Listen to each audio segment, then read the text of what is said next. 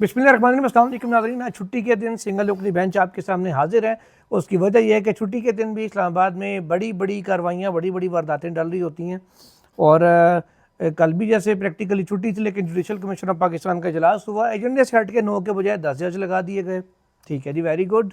आपकी मर्ज़ी है, आप कर सकते हैं। 10वें जज की नॉमिनेशन की भी इजाज़त नहीं दी गई और कहा गया कि जो ऑलरेडी नॉमिनेटेड 40 नाम है उस पूल में से ही 10वां नाम भी सिलेक्ट करें। और जिनकी मेजॉरिटी थी, उन्हीं की अथॉरिटी थी, उन्होंने कर लिया। वहाँ पे तो बड़ा वो जमहूरियत और वोट की इज़्ज़त दी जाती है जुडिशल कमीशन में, लेकिन मुल्क में जो इंतखाबात 8 फरवरी को हुए थे उसके अंदर ये ना वोट को इज़्ज़त दी जाती है, तो ना ही वहाँ जमहूरियत का या पब्लिक की विल को देखा जाता है कि किसने किसको वोट दिया था, वहाँ मेजॉरिटी किसकी थी। उसकी तो खैर बात ही ना करें, मैं भी करूँगा तो पीका पीका पीका, इसलिए उस पर ज़्यादा बात नहीं करते। आगे आते हैं नाज़रीन, जो छुट्टी के दिन कल एक और भी काम हुआ 1 फरवरी को, कि जैसे हम जिक्र भी कर रहे थे कि जजेस की ट्रांसफ़र का कि ये एक्सपेक्टेड है, और वही बात हुई। जस्टिस सरफराज डोगर साहब लाहौर हाई कोर्ट से उनका ट्रांसफ़र कर दिया गया कल शाम, और उनको इस्लामाबाद हाई कोर्ट लाया गया। इसी तरह जस्टिस खादिम हुसैन सुमरो जो सिंध हाई कोर्ट के जज हैं, ये भी काफ़ी जूनियर थे वहाँ पे, इनको ट्रांसफ़र करके इस्लामाबाद हाई कोर्ट ले आया गया। और तीसरे जज मोहम्मद आतिफ़, इनको बलूचिस्तान हाई कोर्ट से, सॉरी मोहम्मद आसिफ नाम है इनका, इनको बलूचिस्तान हाई कोर्ट से उठा के इस्लामाबाद हाई कोर्ट में लाया गया है। कल जैसे सुहेल रशीद साहब कह रहे थे कि इनका ओथ दोबारा होगा, तो मैंने उनसे रिक्वेस्ट की थी कि ओथ शायद दोबारा गवर्नमेंट ना ले, क्योंकि ओथ लेंगे तो सीनियरिटी प्रिंसिपल अप्लाई कर जाएगा, और वो उन्होंने इस अंदाज में करना नहीं है कि दोबारा इनका ओथ होगा। तो किसी भी हाई कोर्ट के लिए ओथ जब आपने लिया तो एक ही लिया। मैंने ये खदशा जाहिर किया था कल के गवर्नमेंट ऐसा कर सकती है, और वही बात हुई कि इनकी दोबारा ओथ टेकिंग की बात तो अभी तक किसी लेवल पे सामने नहीं आई। अलबत्ता एक काम ज़रूर हो गया कि अब जब इन्होंने इनके नाम कल ट्रांसफ़र के लिए आ गए थे, और वो क्योंकि पहले से ही प्रिपेयर्ड थे कि हमने इस्लामाबाद हाई कोर्ट जाना है, तो उनकी तैयारियां भी मुकम्मल थीं, और वो गालिबन इस्लामाबाद पहुंच भी गए थे या पहुंच गए होंगे अभी तक, क्योंकि कल सुबह मंडे से उनके जो बेंचेस हैं वो भी लग चुके हैं। और जो 2 मेंबर बेंचेस, डिवीज़न बेंचेस बनते हैं, उसके अंदर भी ये रोस्टर में शामिल हो चुके हैं जो नए ट्रांसफ़र होने वाले जजेस हैं। जैसे सिंगल बेंचेस में भी जस्टिस सरफराज डोगर साहब भी अवेलेबल होंगे, और चीफ जस्टिस आमिर फ़ारूक के बाद सीनियरिटी में पहले नंबर पे सरफराज डोगर साहब हैं, दूसरे पे मोहसिन अख्तर कियानी साहब हैं इस्लामाबाद हाई कोर्ट के मुताबिक, तीसरे नंबर पे इस वक्त सीनियरिटी में हैं जस्टिस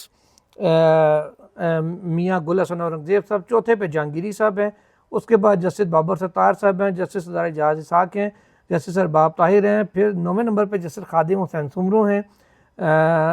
10वें पे समन रिफत इम्तियाज़ साहिबा हैं जो अगले हफ्ते दस्तयाब नहीं होंगी, फिर 11वें पे आज़म खान साहब हैं, 12वें पे आसिफ साहब हैं जो ट्रांसफ़र हो के हैं, और 13वें नंबर पे जस्टिस इनाम अमीन मिनहास हैं, इस वक्त सबसे जूनियर हैं। अगर डिवीज़न बेंचेस की बात करें जो कल से इस्लामाबाद हाई कोर्ट में स्टार्ट होने जा रहे हैं, उनमें चीफ जस्टिस आमिर फ़ारूक की जो डीबी है यानी डिवीज़न बेंच है वो जस्टिस इनाम अमीन मिनहास साहब के साथ होगा, जबकि जस्टिस सरफराज डोगर और जस्टिस खादिम हुसैन सुमरो साहब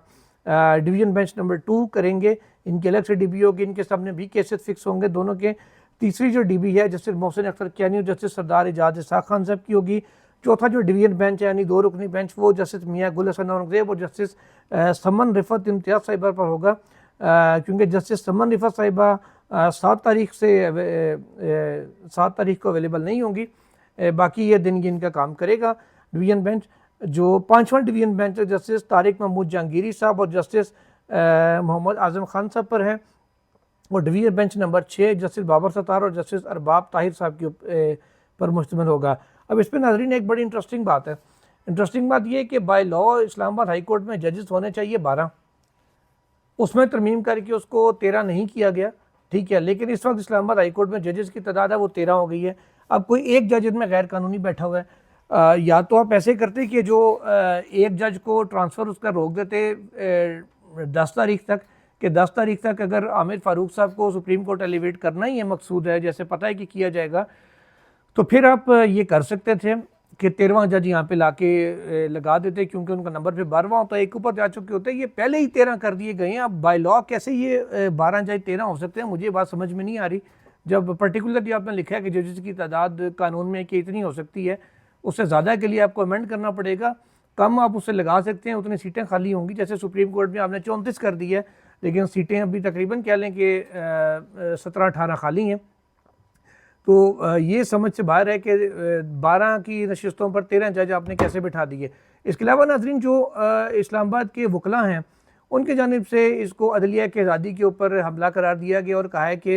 इस्लामाबाद बार काउंसिल ने, इस्लामाबाद बार एसोसिएशन ने, इस्लामाबाद हाई कोर्ट बार की जानिब से भी बड़ा इस पर एहतजाज किया जा रहा है और वो कह रहे हैं कि इसके ऊपर हम वकाला मुश्तरका लायामल भी बनाएंगे और कहेंगे कि अदलिया की आज़ादी के ऊपर ये हमला है। जो इस्लामाबाद के जो जजेज़ हैं उनकी ये हक तलफी की गई है बाहर से 3 जजों को यहाँ पर ला के ट्रांसफ़र करके। अब ये देखते हैं कि जो DB उनकी लगी है उसके सामने वकला पेश होते हैं या नहीं, और ये एहतजाज किस हद तक होता है, किस लेवल तक होता है, किस लेवल तक नहीं होता। क्योंकि अब 10 तारीख को सुप्रीम कोर्ट में भी आईनी तरमीम के हवाले से जजेस की तैनाती अमल में लाई जानी है। लाहौर हाई कोर्ट बार की जानिब से ऑलरेडी एक दरख्वास्त आईनी बेंच में दायर कर दी गई है जिसमें मौक़िफ़ इख्तियार किया गया है कि 10 तारीख को जो सुप्रीम कोर्ट में नए 8 जजेस लाए जा रहे हैं, कोर्ट पैकिंग की जा रही है, उसको रोका जाए।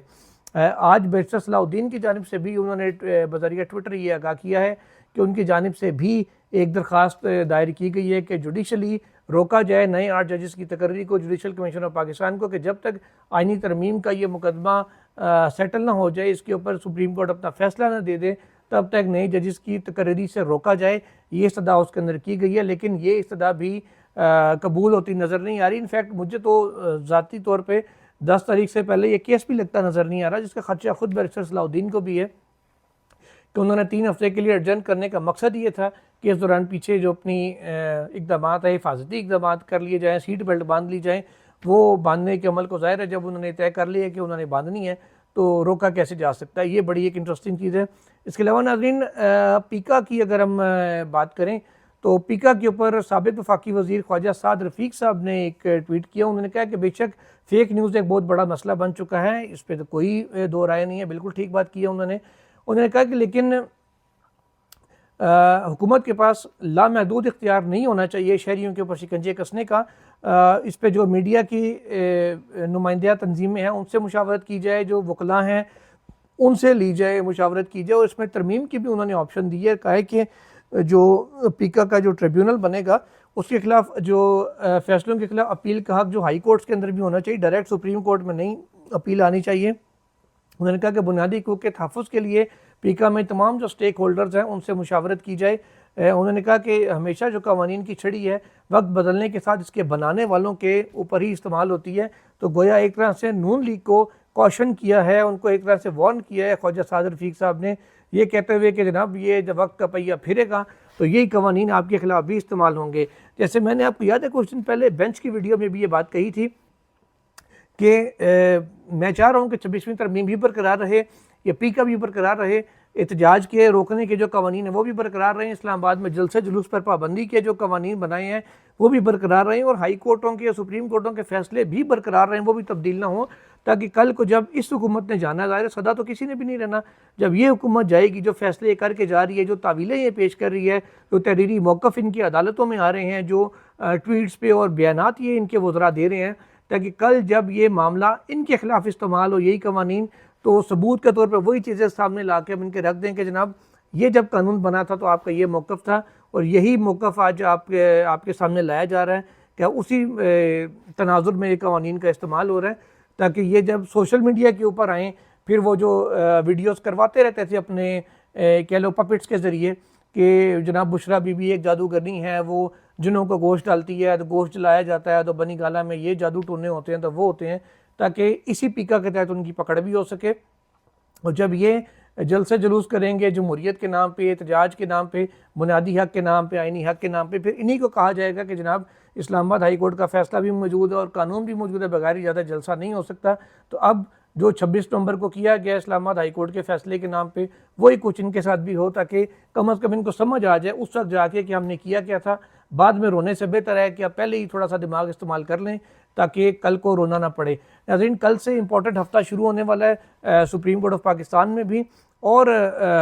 ओवरऑल मुल्क की अदालती तारीख के लिए बड़ा अहम हफ्ता होगा, जिसके अंदर ना सिर्फ आम केसेस की समाअत होगी बल्कि बड़े बड़े आम स्टेप्स भी होने जा रहे हैं। उनसे भी इंशाल्लाह कल आपको मुकम्मल वीडियोज़ में आगाह करेंगे। अब तक के लिए नाज़रीन इजाज़त दीजिए, अल्लाह हाफ़िज़।